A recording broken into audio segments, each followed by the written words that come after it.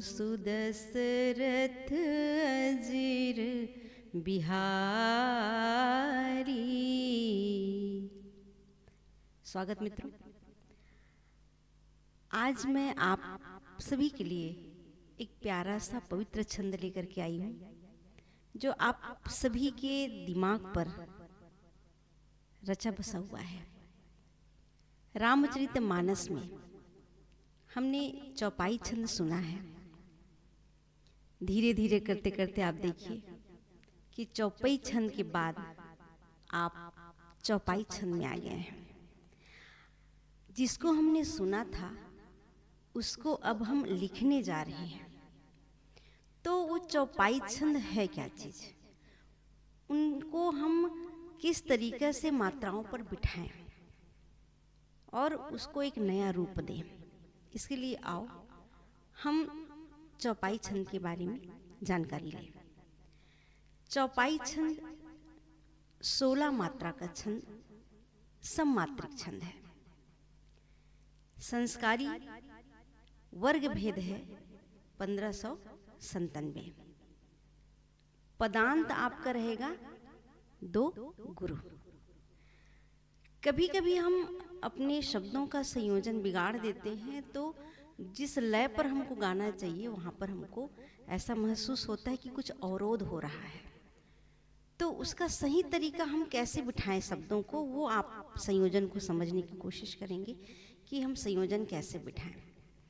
तो आज हम आपको 4 प्रकार के संयोजन अपने शब्दों का 16 मात्रा में किस तरीके से बिठाएं उसको हम आप सभी को बताने जा रहे हैं। पहला संयोजन सम सम सम सम, मतलब 4 4 4 4, 16 मात्रा।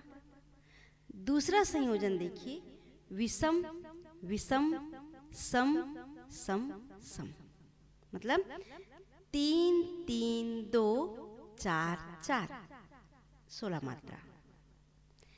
तीसरा संयोजन देखेंगे आप विषम विषम सम विषम विषम सम, मतलब 3 3 2 3 3 2 बराबर 16 मात्रा। फिर हम चौथा संयोजन पर आते हैं। वो संयोजन देखिए सम सम विषम विषम सम, मतलब 4 4 3 3 2 बराबर 16 मात्रा। अगर हम इस संयोजन पर अपने शब्दों को और भावों को बिठा लेते हैं तो कहीं पर भी आप में लय पर अवरोध महसूस नहीं करेंगे। आइए हम चौपाई छंद का एक सुंदर सा उदाहरण प्रस्तुत कर रहे हैं। आप हमेशा याद रखिए शिल्प कला के साथ साथ भाव पक्ष की ओर भी हमेशा ध्यान देकर के ही लिखाई करेंगे और पदांत पर आपका ध्यान होना चाहिए। आइए चौपाई छंद का एक सुंदर सा उदाहरण आप सभी सुनिएगा। जैसे पहले में ही मैंने आपको लय बताया कि बोलो हरदम मीठी वाणी, हर्षित होते हैं सब प्राणी,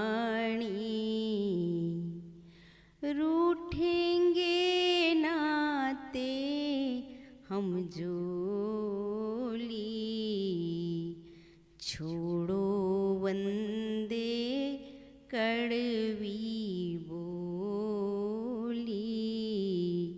एक लय इसको भी आप जानते हैं। दूसरा लय इसी पर मैं और बता दूं ताकि आपके दिमाग में अच्छे से बैठ जाए। बोलो हरदम मीठी वाणी, हर्षित होते हैं सब प्राणी, रूठेंगे नाते हम जोली, छोड़ो बंदे कड़वी बोली। सत्य वचन जो हरदम बोले, सोच समझ पहले ही ये तोले, सदा सत्यवाणी दुखदाई, सभ्य सभा को रास न आई।